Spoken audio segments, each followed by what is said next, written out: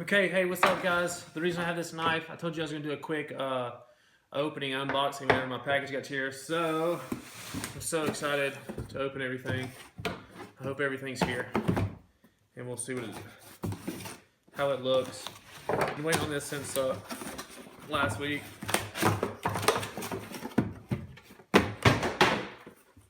There's a mic. And here's the big boy.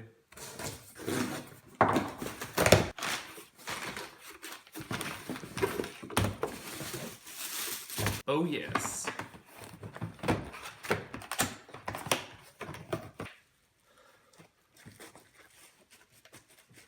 Here she is, guys. Check it out.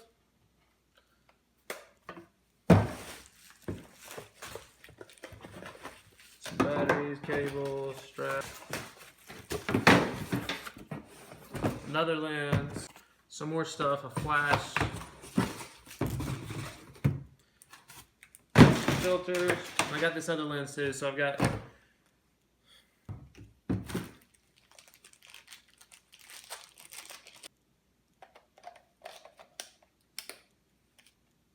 have no clue how to work this thing. There we go. Now we gotta put it on. Ah, crap. Battery. Hold on. Let's charge this. Yes, let's see how good the video is. So we'll check it out. 3, 2, 1, now.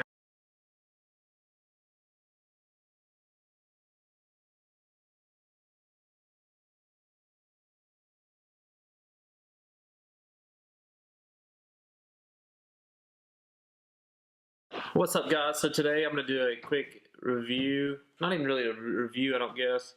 It's really more or less a discussion topic. I want to do a little video on the Ezbit, all about Ezbit cubes, and then kind of discussion compared to compressed fuel canisters.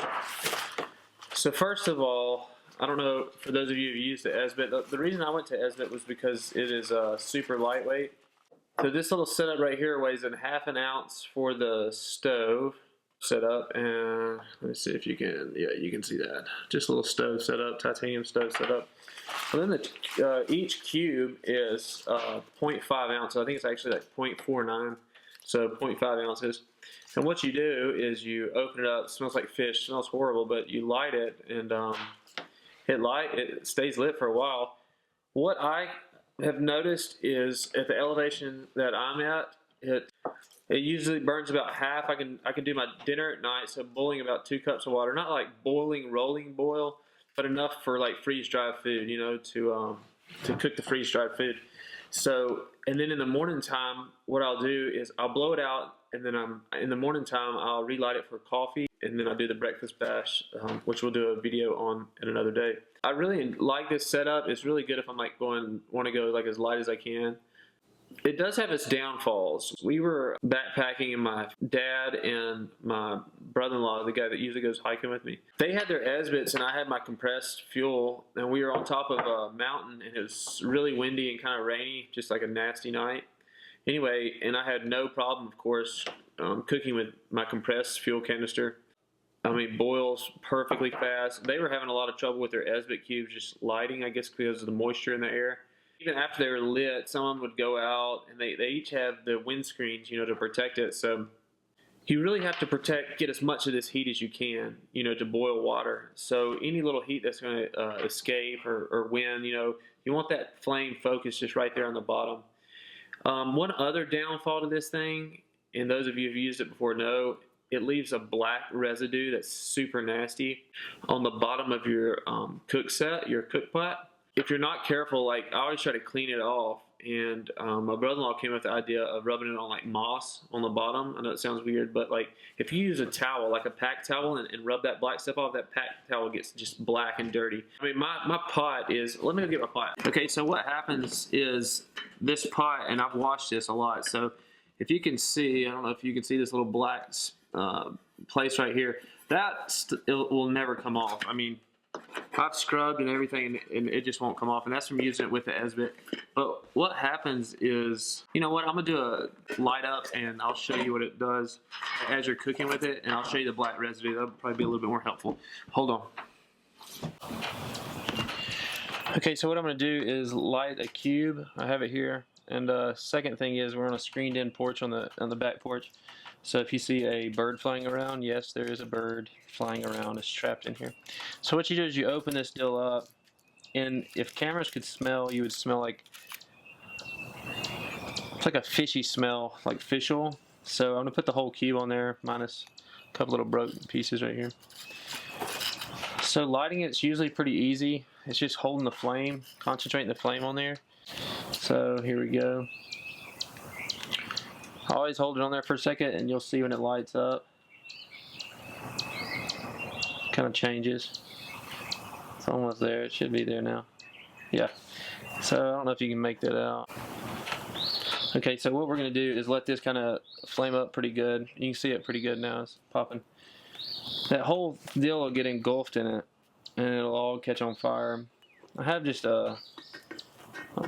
this is filled up just a little bit with water. You can see it right here. And I'm gonna put this on there, and you can see that's just really just for the residue thing. This timing on this is gonna be so like where you are, what your wind's like. So I don't really think that's gonna help you on the video. Like I said, I told you what I could get. I usually get 2 cups of water boiling out of it twice. So and that's not a hard boil. That's just a boil in general. Usually I'll put my windscreen down, which I have my windscreen. It's just a homemade one. Like I was saying about this is like a super ultralight way of cooking your food. It's not necessarily the fastest. A good option to have, at least if you don't want to carry around a canister. I usually go canister now because it's instead of just trying to go as light as I can, now it's trying to go in towards more like the comfort and ultralight. So I try to do a little bit of both, best of both worlds. You can see it burning pretty good, and it starts to stink. Not like a crazy smell, but like I'm getting more used to it. At first it was like really nasty to me, but you can see the wind's blowing a little bit, so the wind really has an effect. Like I said, the elevations, I know I've said it 100 times, but the elevations make a huge difference. We'll let this go for a minute and then we'll jump back on. Okay, so I have some residue build up here. It's not crazy, but it'll give you an idea of what's going on. So this is all you have to do to blow this out. Just a good puff of air, and it blows it out. You can save that for the next day. Okay, so I'm back inside now, and I do have some residue. It's not as much as what you'd think. I think when I use the windscreen and put it around the flame, I think it concentrates more of that up there. I think it's actually the smoke is what gives that residue. But I don't know if you can see that. You see that brown stuff right there? So what happens is I have just a normal I have a normal paper towel. I have a normal paper towel here. I have a normal paper towel here. I have a normal paper towel here, and it's sticky. It's like rubs it. You see that black stuff? And it's like a sticky substance. Like, watch this. You see that? It's like a sticky residue. Anyway, you get that home though, or either wipe it around. It kind of cleans it up a pretty good bit. It actually cleans it up fairly well. You can see all that. It's just black. You see that? It's just nasty. The more days you use it, so it gets worse and worse as the days goes on. So anyway, my brother-in-law used the moss. I used leaves, and it all works. It's just not as good. If you use your pack towel, that pack towel just gets nasty and nastier and nastier each day that you use. Anyway, so my overall take is the Ezbit's awesome. I do like it. For an every camping trip piece of gear, I don't take it. I usually use, like I said, my compressed fuel canister, my Snow Peak stove. There is a lot of benefits to both ways. Now, certain trips, like if I'm trying to do really high mileage, like 23 mile days, 24 mile days or something like that, and every ounce counts, I will use the Ezbit. If it's freezing cold, I know it's going to be rainy and windy, I'll probably use the fuel canister stove. But you're saving a lot of weight. You're saving a lot of weight because this right here weighs a pretty good penny itself. You're going to save a lot of weight because this right here in itself, even if this is empty, weighs a pretty good bit. So all in all, it's a good setup to use. So I hope you're enjoying the video. I've got my new camera set up and all. I'm still experimenting with that. I'll keep having a lot more videos coming up. Thanks for subscribing. Thanks for everybody that's watching my channel. I do got some news coming up in the next few weeks that I will be letting you guys in on. As of right now, thanks for subscribing. Thanks for all the comments. I really appreciate all the comments. And if you have any questions or anything like that, or any pieces of gear that you want me to test out, just let me know. Have a great day, guys.